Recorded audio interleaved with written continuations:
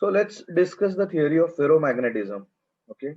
Now, when we talk about ferromagnetism, the theory is domain theory, and it was given by a scientist named Weiss, Weiss. Okay.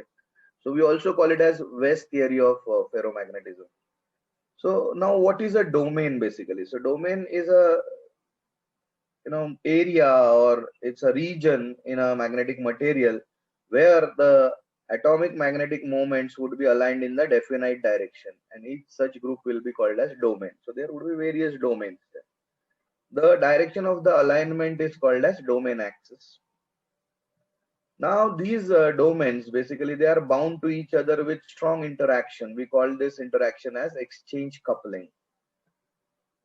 So in a way, in simple words, you can consider each domain as a strong magnet having a large magnetic moment. Why a strong magnet? Because it is representing a group of atoms whose magnetic moments are aligned in a definite direction. Therefore, we are talking about a domain like a strong magnet. Okay. Now, what happens in ordinary conditions? So their substance will not have any magnetism. So normal iron rods, they would be magnets unless and until you convert them into magnets.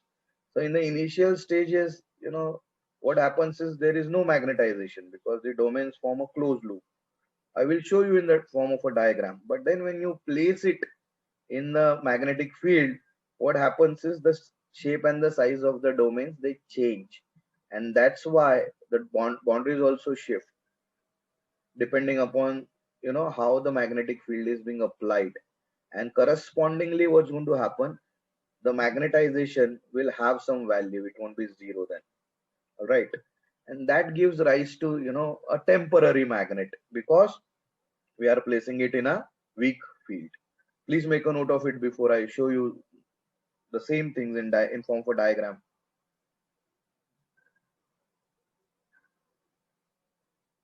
Hopefully you have noted this down. Let's move ahead then.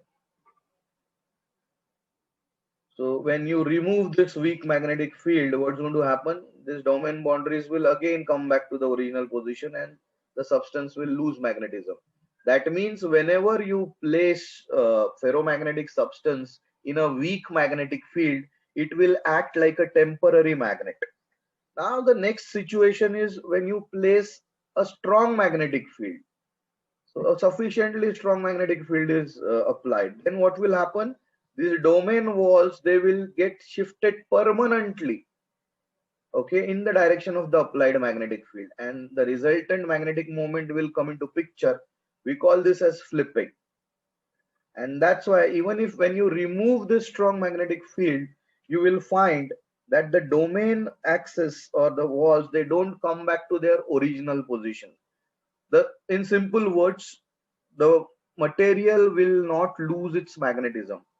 That means the material or the ferromagnetic material will get converted into a permanent magnet, you can see.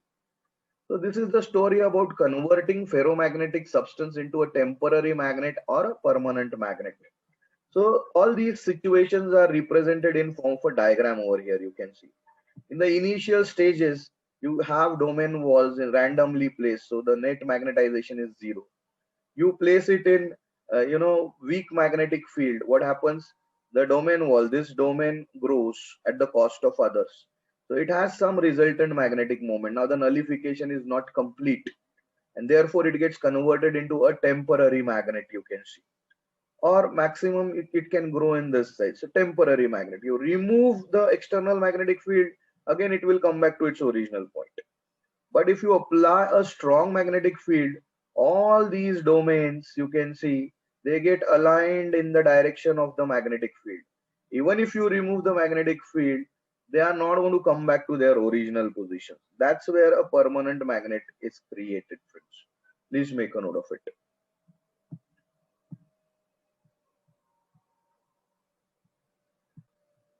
Yeah, friends. So when you try heating this magnet, okay, permanent magnet, you can see. Yeah, these are the three situations which we are talking about. Under ordinary condition, when weak magnetic field is applied and when the strong magnetic field is applied. So let's talk about Curie temperature, a situation where you start heating a magnet. So what happens is at a particular temperature, this entire domain structure will collapse and the substance will lose its magnetism. So ferromagnetic substance loses its magnetism. We call such temperature as Curie temperature. So why that happens? So with the increase in temperature, you can see the thermal motion of magnetic moments increases. Exchange couplings become loose, and then at a particular temperature, this coupling will break and the domain structure will collapse. We call such temperature as Curie temperature. It will be different for different materials, magnetic materials. So for nickel, it will be different. For iron, it will be different. Please make a note of it.